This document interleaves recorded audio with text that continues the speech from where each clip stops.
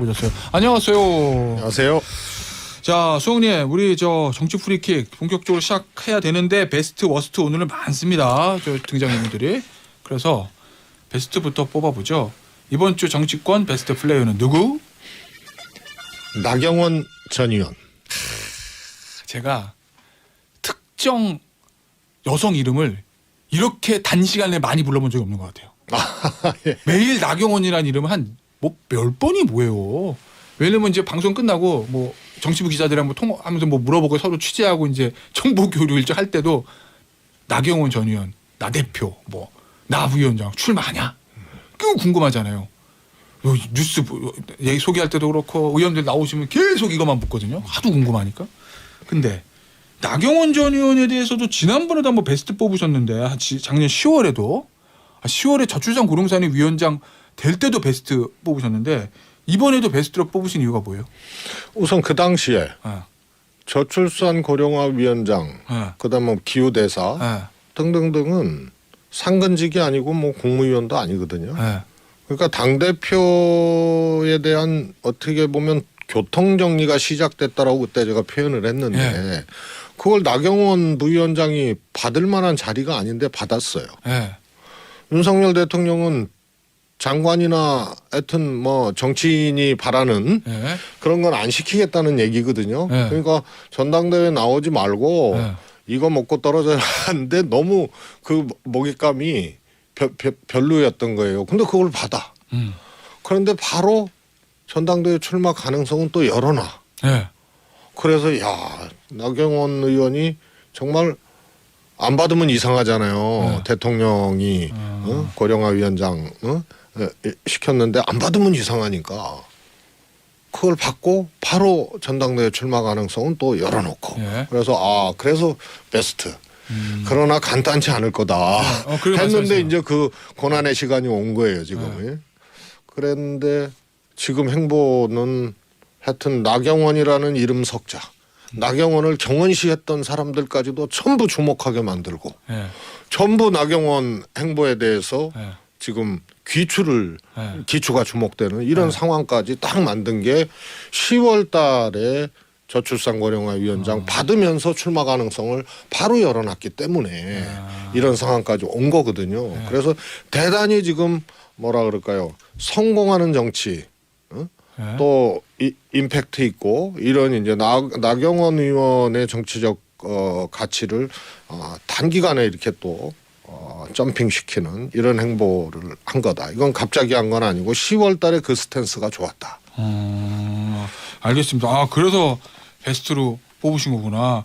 근데 지금 나경원 전 의원의 어떤 행보, 예를 들면 이게 판단해야 되는 그때그때 상황에 맞춰서 뭐 저출산 고령사회위원회 부위원장직을 던지는 타이밍이라든지 그다음에 그 이후에 장제원 의원과의 엄청난 SNS 설전, 뭐 진박간 변사 나오고 무슨 뭐 제2의 유승민 난리도 아니었잖아요. 그러면서 윤석열 대통령의 어떤 아랍에미레이트 순방에 대해서 극찬하는 요 방식 이런 것들은 어떻게 평가하세요?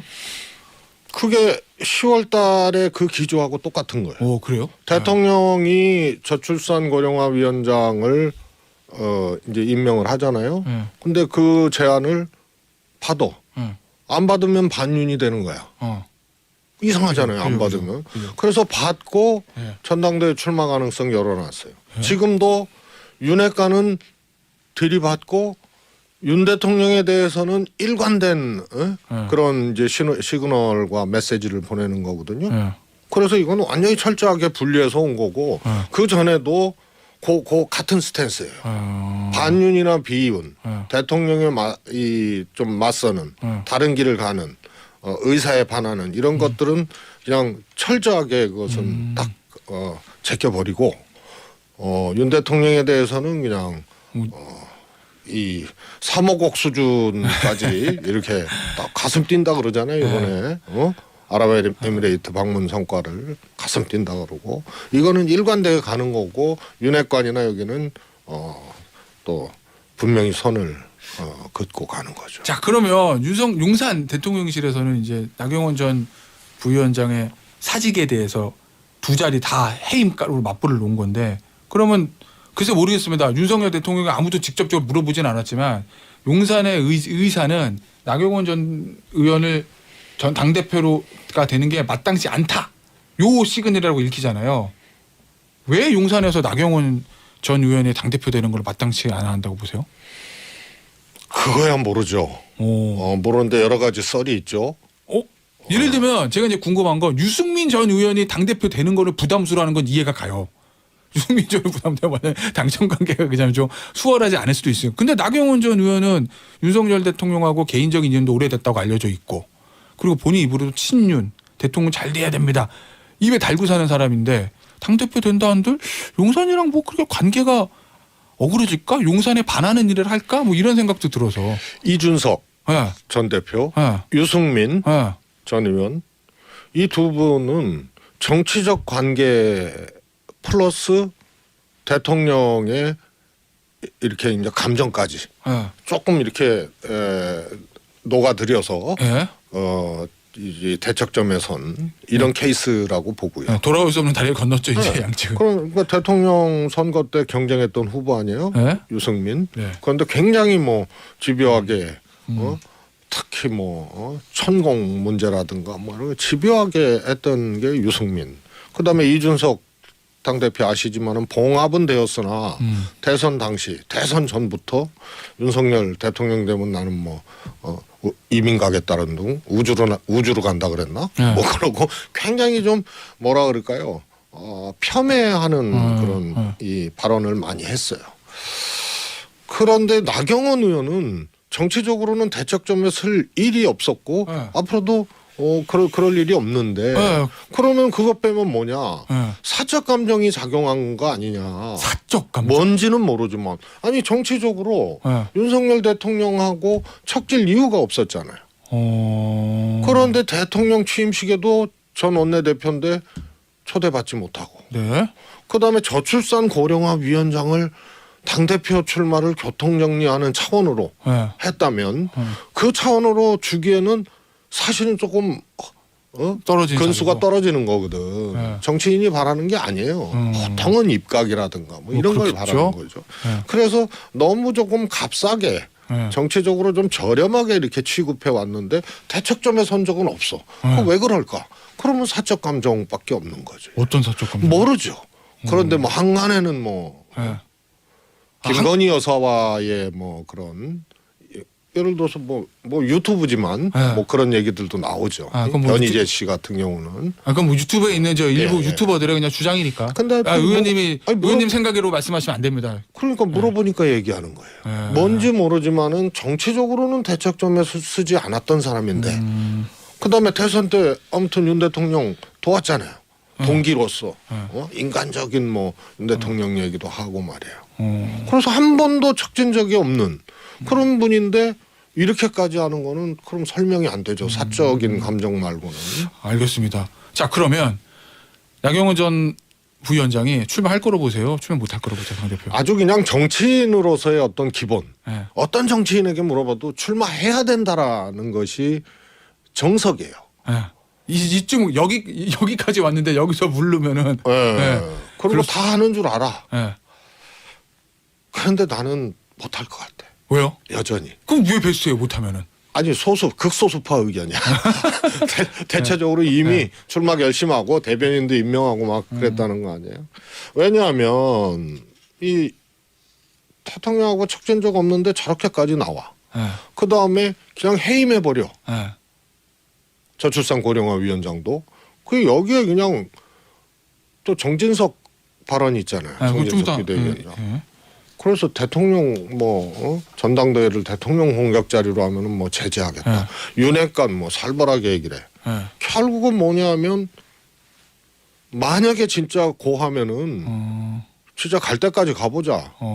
이런 이제 위압이거든요 이게. 고난의 행군이 시작된다. 그런데 나경원 의원은 조금 돌아볼 것도 있고 가진 것도 있어.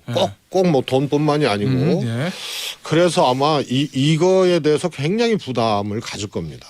알겠습니다. 그래서 출마 못할 거다라는 게 수석님의 의견이셨다는 그렇죠. 걸로 정리를 하고 워스트가 많기 때문에 워스트로 넘어가 볼게요.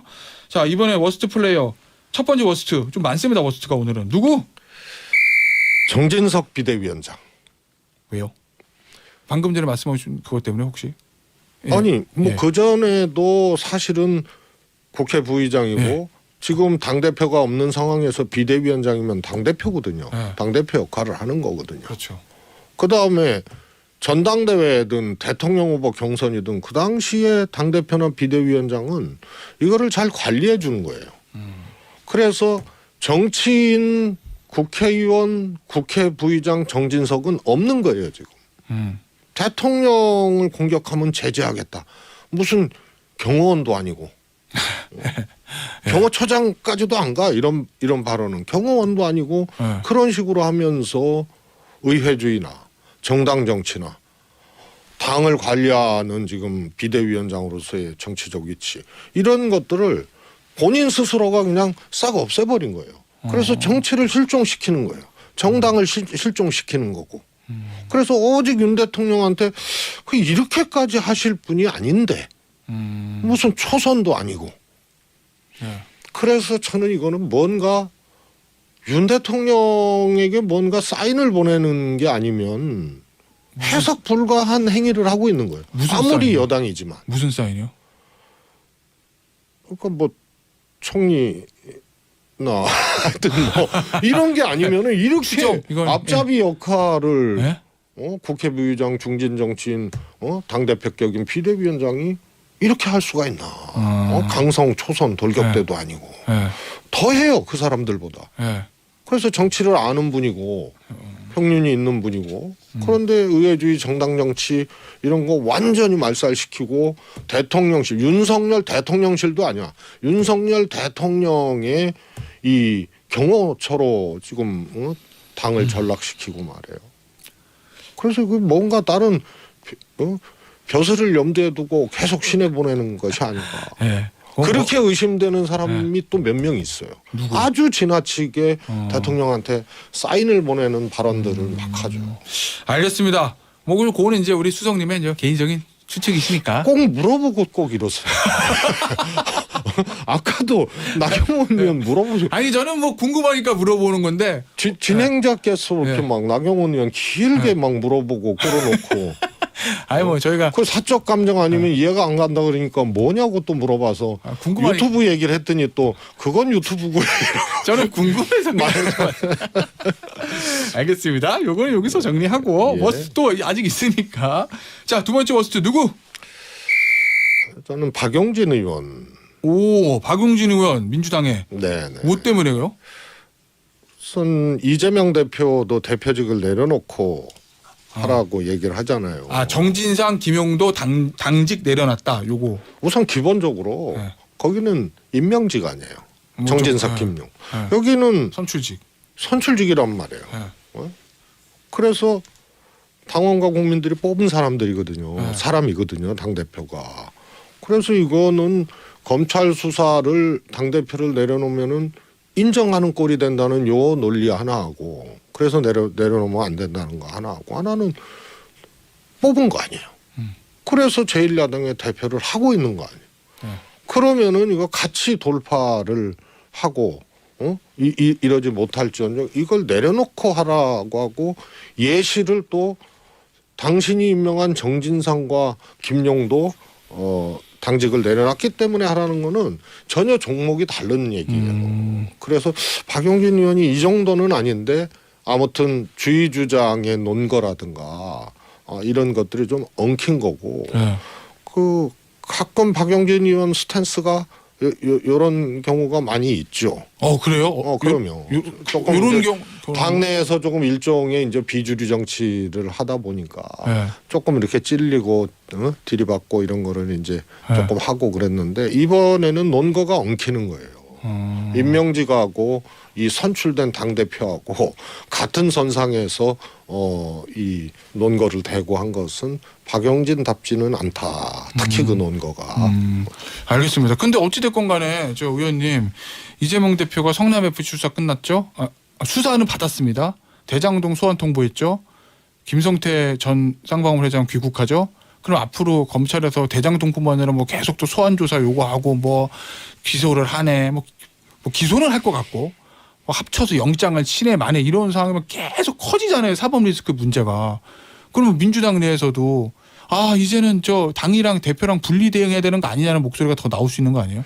민주당이 정신 똑바로 차려야 돼요. 왜냐하면 검찰이 정치인 수사, 특히 당대표를 이렇게 한 거는 처음이거든요. 대선에서 떨어진 사람을 보복하는 것도 처음이에요. 전 대통령은 했어요. 전직 대통령은 구속된 경우도 있고.